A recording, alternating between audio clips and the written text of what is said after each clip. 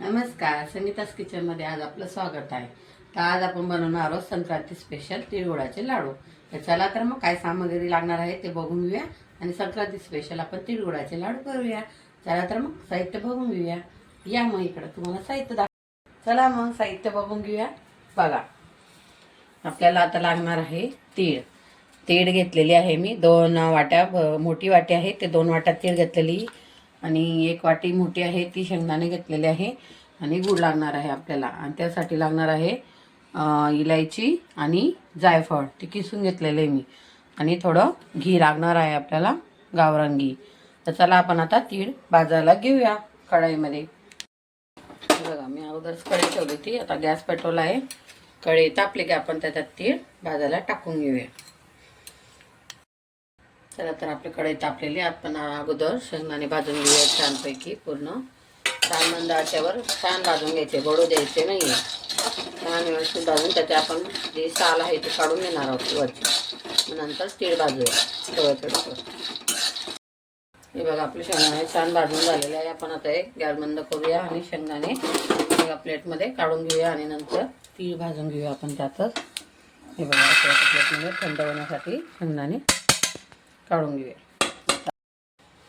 याच कढाईमध्ये आपल्याला तीळ थोडी थोडी करून भाजून घ्यायची. छान छान कलर बदलेपर्यंत भाजायची. थोडी थोडी करून भाजायची, एकदम नाही भाजायची.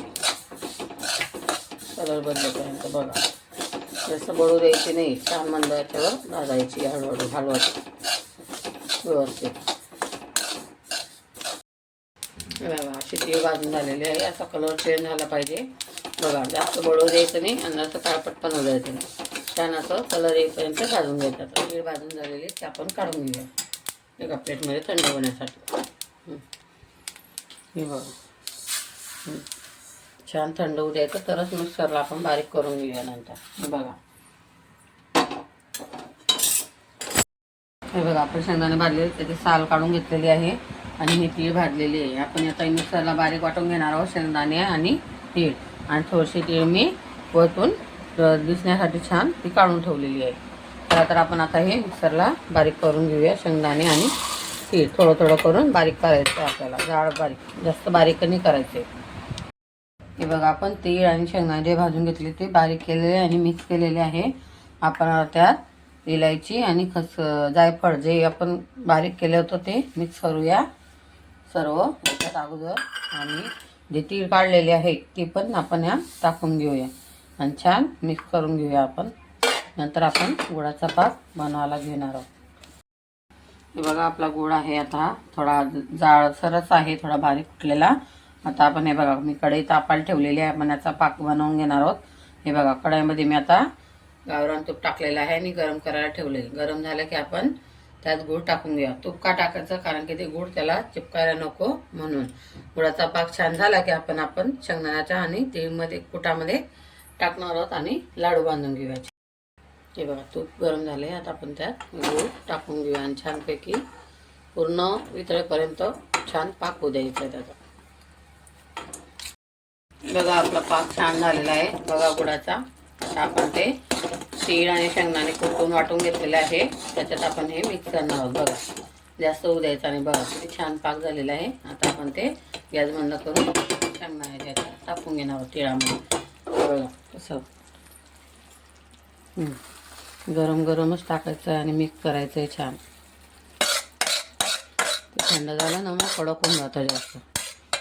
छान गरम गरमच मिक्स करायचं आपल्याला. हे बघा, असं थंड झालं की ते चिपकून जातं. मग त्यासाठी आपल्याला गरम गरमच पटकन मिक्स करायचं आहे. चमच्याने करायचं, हात लावायचा नाही खूप गरम असल्यामुळं. हे बघा, असं झालेलं आहे. आपण पाक टाकल्यानंतर आता गरम गरमच छोटे छोटे मस्त छान लाडू बनवून घ्यायचे. हे बघा, मी तूप टाकले त्यामुळे आपल्या हाताला पण चिपकत नाही आहे. असे छोटे छोटे तुम्हाला जसं आवडेल तसे तुम्ही लाडू घेऊ शकता. मी छोटे छोटेच बनवणार आहे. बघा, असे छान लाडू बनवून घ्यायचे आहे. आपण सर्व प्रकारे असे लाडू बनवून घेऊया. मग तुम्हाला दाखवणार आहे. बघा, छान झालं आहे. बघा, आहे ना, जी आपण वरतून तीळ टाकली ती किती छान दिसत आहे आणि खायलाही खूप छान लागते. बघा, आमच्या व्हिडिओ तुम्हाला आवडत असेल तर आमच्या व्हिडिओला लाईक, सबस्क्राईब आणि फॉलो करायला विसरू नका. संक्रांतीच्या तुम्हाला खूप खूप शुभेच्छा. तिळगुळ घ्या आणि गोड गोड बोला.